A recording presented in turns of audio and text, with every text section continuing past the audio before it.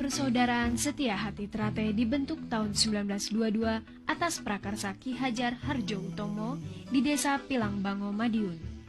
Awal perintisannya, organisasi bela diri ini bernama Setia Hati Pencak Sport Club, dengan misi membekali pemuda dengan ilmu bela diri untuk menentang Belanda, dan sempat berubah menjadi Setia Hati Pemuda Sport Club.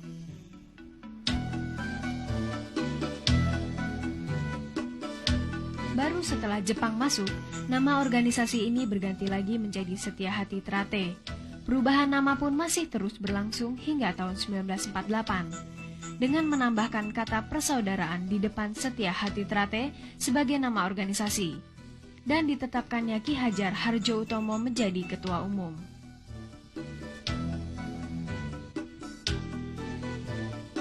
Meski begitu, nama perguruan ini belum muncul ke permukaan, sehingga belum dikenal masyarakat luas. Hingga hadirnya seorang pemuda kelahiran 18 November 1938 bernama Aryo, atau lebih dikenal dengan Raden Mas Imam Kusupangat. Setelah mengemban ilmu sekian lama dan meraih gelar pendekar, dengan seizin perguruannya di dekade tahun 50-an, Raden Mas Imam Kusupangat membuka latihan sendiri di pavilion rumahnya untuk berkiprah sekaligus mengawali baktinya pada perguruan.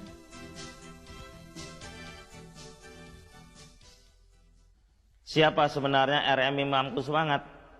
Dialah pendobrak di dalam organisasi Persaudaraan Setia Hati Trate ini.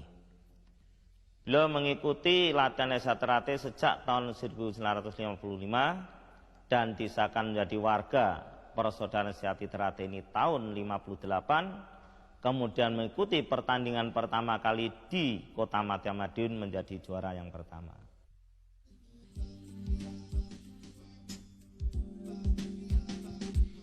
Kegigihannya melatih dan terus menggali ilmu mengantarkan Raden Mas Imam ke gerbang kepemimpinan dengan dipercaya memangku jabatan ketua dalam kepengurusan Persaudaraan Setia Hati Trate Cabang Madiun.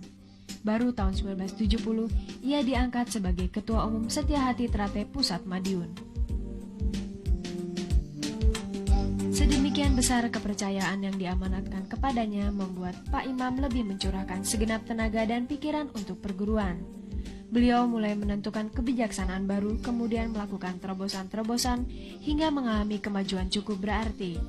Hal ini membuat nama Setia Hati Trate mencuat ke permukaan dan kian menyerbat tidak hanya di sekitar Madiun, tapi merambat ke Solo, Semarang, Surabaya, Malang, dan Mojokerto. Setia Hati Trate pula menjadi salah satu perguruan yang mendukung berdirinya induk organisasi pencaksilat IPSI.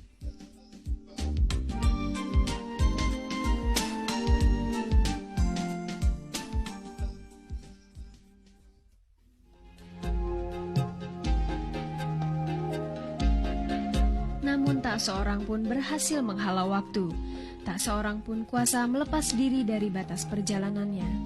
Manusia hanya punya hak sebatas berencana, kepastian dan penentu tetap berada di tangannya. Masih banyak rencana Pak Imam dalam memajukan Setia Hati Trate. Namun tanggal 16 November 1987 beliau mengakhiri perjalanan hidup dan dimakamkan di makam keluarga di Desa Taman Madiun.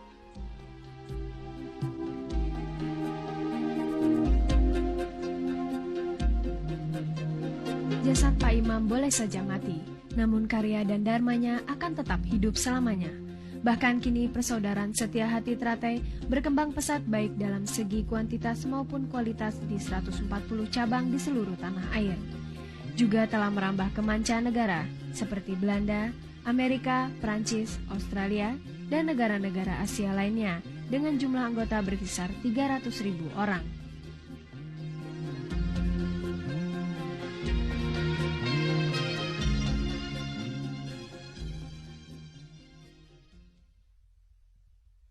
I knew about Setia Hati from a friend of mine.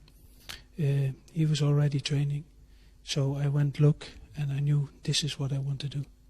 I find interesting from Setia Hati the philosophy, the inner part for the person, the development for yourself.